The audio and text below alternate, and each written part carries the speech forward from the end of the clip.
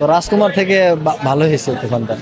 তুফানের তো ফিনিশিং এখনো হয় নাই, তুফানের ফিনিশিং এখনো বাকি আছে। তো তুফান 2-তে মনে হয় ফিনিশিংটা দেখা যাবে আর কি। সবে মাত্র শুরু তুফানের।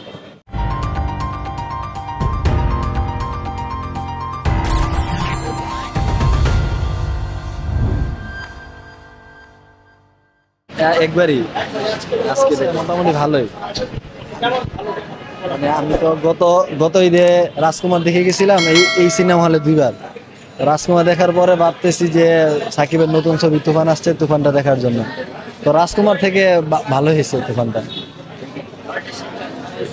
মানে তুফানের তো ফিনিশিং এখনো হয় নাই, তুফানের ফিনিশিং এখনো বাকি আছে। তো তুফান 2-তে মনে হয় ফিনিশিংটা দেখা যাবে আর কি। সবে মাত্র শুরু তুফান। কেমন ভালোই ছিল, গানগুলো খুব সুন্দর হয়েছে। আমি তুফানের ট্রেলার দেখছি, ট্রেলার দেখে পরে ভাবলাম ছবিটা রাজকুমার থেকে অনেক ভালো হবে, এই আশাবাদে আমি ছবিটা দেখতে আসলাম আর কি। অনেক ভালো ছিল, চঞ্চল চৌধুরী অভিনয় ভালো ছিল। হ্যাঁ ভালো, সবার অভিনয় ভালো ছিল। হ্যাঁ দেখা যায়, কিন্তু এটা অ্যাকশন জাতীয় ছবি তো, মানে শিশু বাচ্চারা না আসলে মনে হয় ভালো হয় আর কি।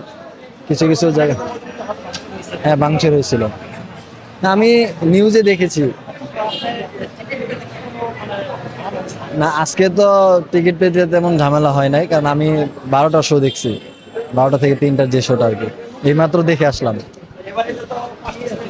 হুম আমার আরো 2টা ছবি দেখার ইচ্ছা আছে, ডার্ক ওয়ার্ল্ড আর একটা হচ্ছে রিভেঞ্জ। হ্যাঁ 2টা। হ্যাঁ ডার্ক ওয়ার্ল্ড নতুন নায়ক, তারপরে ট্রেইলারটাও দেখলাম, ভালোই লাগলো। মানে এই জন্য আর কি দেখার ইচ্ছা আছে।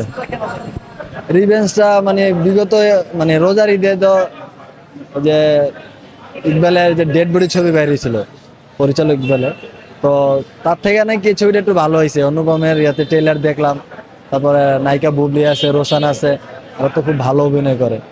ওই সুবাদে ভাবতেছি ছবিটা দেখি, গানগুলা দেখি। সাকিব খানের ছবি তো দেখি, বর্তমানে সাকিব খানের ছবিগুলো একটু ভালো চলতেছে অন্য অন্য ছবির তুলনায়। হ্যাঁ দরদের ট্রেলার দেখছি, ভালোই লাগছে। আর আমি দরদের ছবি দেখার খুব আগ্রহ, আমি দরদের একটা টি শার্টও অনলাইন থেকে নিয়েছি। আমি ছবিটা আশা করি মধুমিতা হলে আবার আসবো দেখার জন্য আর কি, যখনই মুক্তি হয়।